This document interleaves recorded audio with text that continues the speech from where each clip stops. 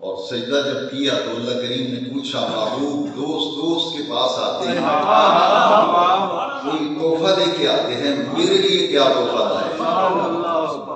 حضور نے پھر باری تعالیٰ کی بارگاہ میں پھر کیا کہا، عرض کی التحیات للہ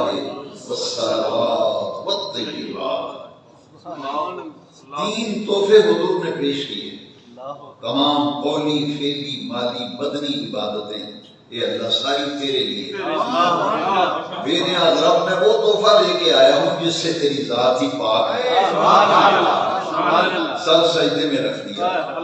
کہا باری تعالیٰ میں تو عاجزیاں لے کے آیا ہوں، انکساریاں لے کے آیا ہوں۔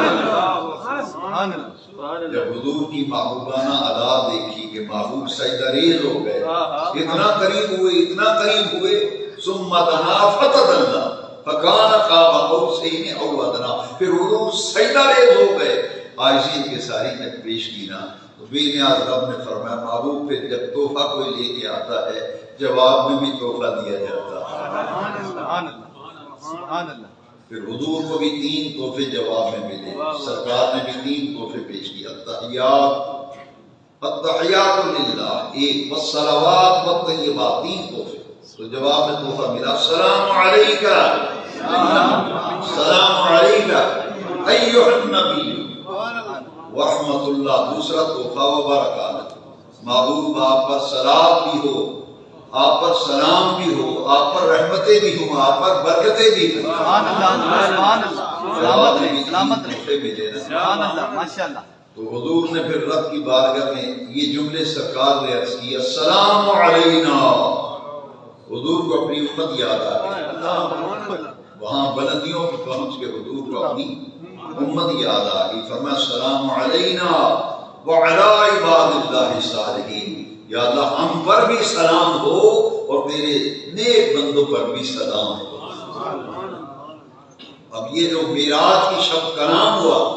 بے نیاز رب نے اسے نماز کا حصہ بنایا، اسے نماز کا، جب نماز پڑھو تحیات میں بیٹھو، یہ جب جملے پڑھ رہے ہو کلمات طیبات، تو تصور کیا کرو یہ وہ گفتگو ہے جو رب کے درمیان اور رب کے حبیب کے درمیان شب معراج ہوئی،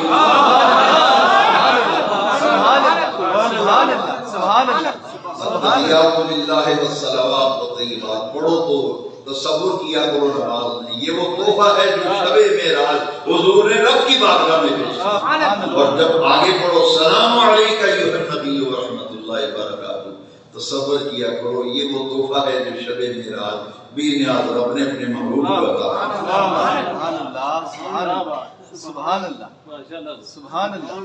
فأوحى إلى عبده ما أوحى، سورہ نجم کی سے اگلی آیت، فأوحى إلى عبده ما أوحى، جو وحی کرنا تھی اللہ نے اپنے محبوب سے وحی کی، جو کلام کرنا تھا اپنے محبوب سے کلام کیا، جو گفتگو کرنی تھی اپنے محبوب سے گفتگو کی، جو باتیں کرنی تھی اپنے محبوب سے کی، فأوحى إلى عبده ما أوحى، درمیان میں واسطہ کوئی نہیں، تو وہی لے کے تو جبریل آتا ہے نا، انبیاء کرام پر کون آتا تھا وہی لے کے؟ سرکار کے پاس کون آتا تھا؟ تو یہاں تو جبریل تو سدرہ پہ رہ گئے، جبریل تو سدرہ پہ رہ گئے، تو پھر ڈائریکٹ گفتگو ہوئی نا، فأوحى إلى عبده ما أوحى، بھئی بات کرنے والا جانے اس نے کیا بات کی، اور بات سننے والا جانے کہ اس نے کیا،